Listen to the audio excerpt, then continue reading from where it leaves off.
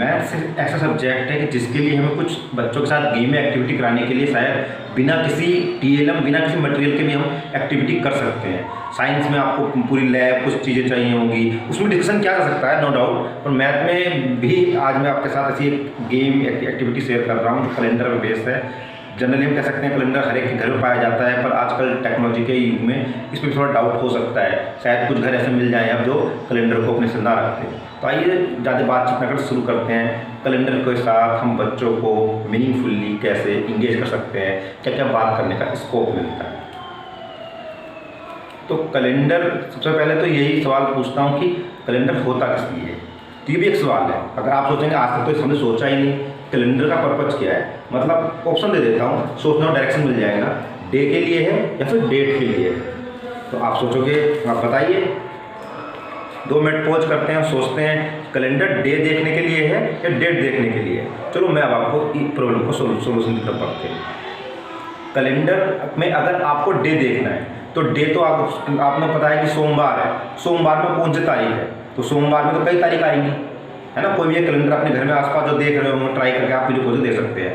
तो इसका मतलब ये एक सही तरीका नहीं है। पर अगर आपको तारीख पता है, मैंने कहा कि 25 तारीख को कौन सा डे है, तो 25 तारीख को जिस महीने का कैलेंडर महीने पता होना चाहिए आपको, मई के 25 तारीख को कौन सा डे है, तो आप देख सकते हो। तो आंसर शायद क्लियर हो गया होगा। आपको डेट पता होती है और उसका डे देखना है तो एग्जैक्ट हम जा सकते हैं। नहीं तो अगर आप डे से डेट में जाओगे तो वहाँ पे आपको मल्टीपल डेट मिलेंगी, उसे करेक्ट करने के लिए आपको और अपने लॉजिक्स लगाने पड़ेंगे कि इस सोमवार के दिन की कौन सी तारीख की आप बात कर रहे हैं। चलिए अब अगली बात सुनते हैं। मैंने बात कही कि कैलेंडर आजकल मुश्किल हो गया, एक्चुअली वो घर मेरा ही है। मुझे बड़ी मुश्किल से कैलेंडर किसी ने, मेरे फ्रेंड ने दे दिया, पंचांग वाला कैलेंडर, वो मुझे मिला। इस पर अपनी बात कह रहा हूँ, आप किसी अच्छे कैलेंडर का यूज़ कर सकते हैं। तो बात बताना मैं ये चाह रहा हूँ कि सपोज ये आपसे कहा जाए कि ये कुछ संख्याएं लिखी हुई हैं, 1 2 3 4 5 6 7, मैं कहूँ इनको जोड़ के बताओ जरा। आप इन्हें जोड़ने लगोगे टाइम लगेगा। मैं कह रहा हूँ इनका टोटल है 133। आप सोचोगे मैंने तो याद कर रखा है वीडियो बनाने के लिए, पर ऐसा नहीं है। कोई भी कैलेंडर लेंगे और हर कैलेंडर में ऐसा होगा, और कोई भी अगर आप कॉलम को लेंगे और उसका टोटल आपको करना होगा, तो जैसे इस दूसरे कॉलम को लेते हैं, इसका मुझे टोटल पूछना है, तो 84 इसका आंसर है।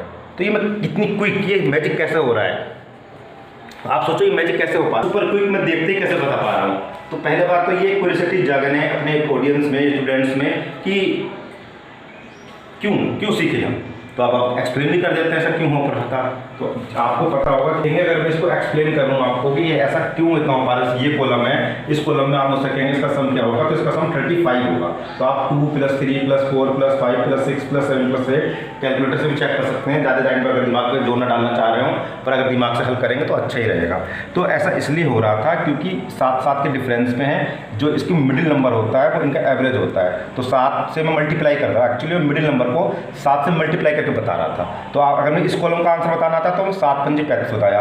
इस कॉलम का आंसर 12 × 7 = 84 दिया मैंने। इस कॉलम का आंसर 19 × 7 = 133। और इस कॉलम को मुझे आंसर देना है, तो इस कॉलम का आंसर क्या होगा, 26 × 7, वो इसका आंसर हो जाएगा। यहाँ तक तो मैजिक बहुत अच्छा चल रहा है। ट्विस्ट कहाँ आता है, ये कुल 4 संख्या रह गई यहाँ पे, 1 2 3 4। अब आंसर कैसे बताएंगे। अब हम 5 से गुणा नहीं करेंगे क्योंकि 4 रह गए हैं, पर इसमें मिडिल नंबर में नहीं है। जब ये 5 थी तो 2 इधर छोड़े, 2 इधर छोड़ी, तो मिडिल नंबर मिल गया। 7 थे तो 3 ऊपर छोड़े, 3 नीचे छोड़े, मिडिल नंबर मिल गया।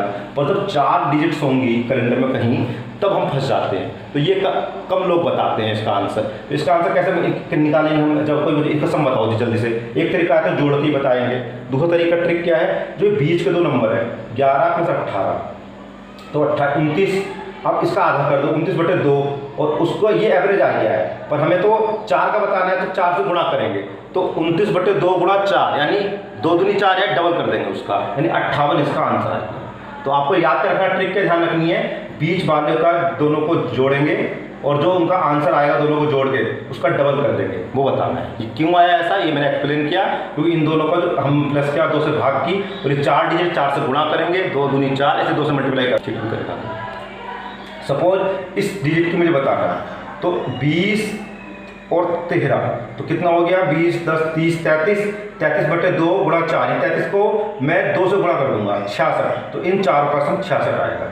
तो अगर 4 का बताना है तो आपको ये करना होगा। तो एक तो हम इसे सो क्विक जो कैलकुलेशन है, जो हमें अच्छी लगती है, किसी को भी हम बता सकते हैं, तो ये कर सकते हैं, रो का भी कॉलम का भी। दूसरे भी कई और अमेजिंग पैटर्न इस कैलेंडर में छुपे हुए हैं, ऑब्जर्व करवा सकते हैं किसी को भी। सपोज ये एक रो लेते हैं, है ना। ये रो मैंने क्यों चुनी, क्योंकि इसमें छोटी छोटी डिजिट्स हैं, समझना बात करना आसान होती है, बट डिजिट में हम सब अधिक से गच्चा खा जाते हैं, क्योंकि आजकल इतना गणित करते ही नहीं है हम लोग। सच्चाई तो ये है, जैसे 2 और 8 10, 7 और 3 10, 6 और 4 10, 5 और 2 10।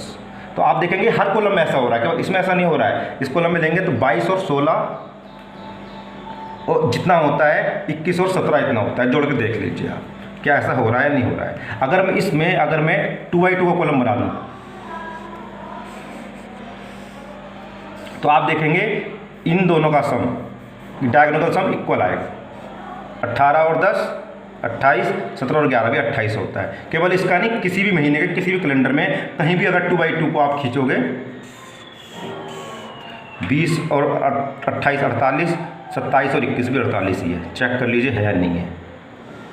तो क्या ये 2x2 में ही होता है। अब 3x3 करेंगे तो भी क्या पैटर्न कुछ बनते हैं, तो उसको देख लेते हैं। अगला पन्ना ले लेते हैं, क्योंकि इस पन्ने में ऐसा हिचकिच हो जाएगी। अब मैं 3x3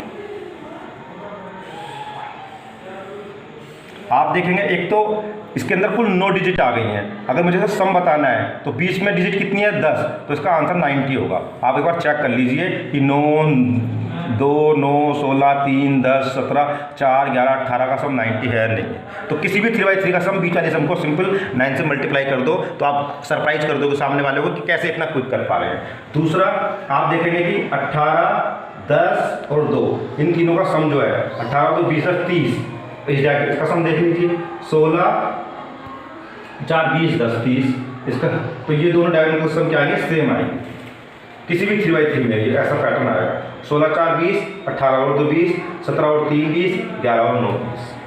तो ये जो अमेजिंग पैटर्न है कि हर कैलेंडर में होगा, यानी कैलेंडर में और भी पैटर्न छुपे हुए हैं। तो अब बाकी पैटर्न आपको एक्सप्लोर करने हैं, और कोई पैटर्न नया मिलता है तो मेरे साथ मेरे कमेंट बॉक्स शेयर भी करना है। पर बातचीत तो बहुत ज़्यादा की जा सकती है, पर वीडियो को शॉर्ट रखने के लिए जब इतनी बातचीत करते हैं तो हिंट दे देता हूँ कि 7-7 का पैटर्न होता है।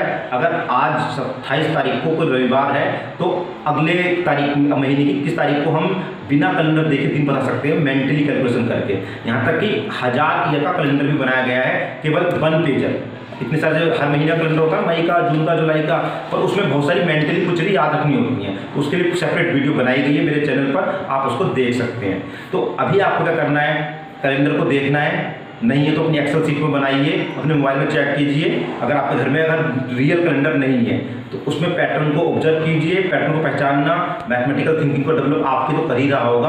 अपने पैटर्न्स को, जिस तरह मैंने आपको कोई कैलकुलेशन दिखाई, अपने आसपास अपने दोस्तों को सरप्राइज कीजिए और अपने एक्सपीरियंस मेरे साथ मेरे कमेंट बॉक्स में शेयर कीजिए। नोटिफिकेशन बेल को ऑन कर लीजिए, जिससे कि मेरे चैनल की लेटेस्ट वीडियो आप तक जल्दी पहुँचती रहे। Vikas Sharma education Facebook, Instagram, Twitter सभी जगह इसी नाम से अवेलेबल हूँ। अपनी बातचीत को हम वहाँ भी डिस्कशन को जारी रख सकते हैं। आप अपने एक्सपीरियंस, अपनी क्वेरी मेरे साथ मेरे इंस्टाग्राम और फेसबुक पेज पर मेरे साथ शेयर कर सकते हैं। वहाँ अपनी बातचीत को जारी रखेंगे। तब तक के लिए कीप लर्निंग, कीप ग्रोइंग। जय हिंद, जय भारत।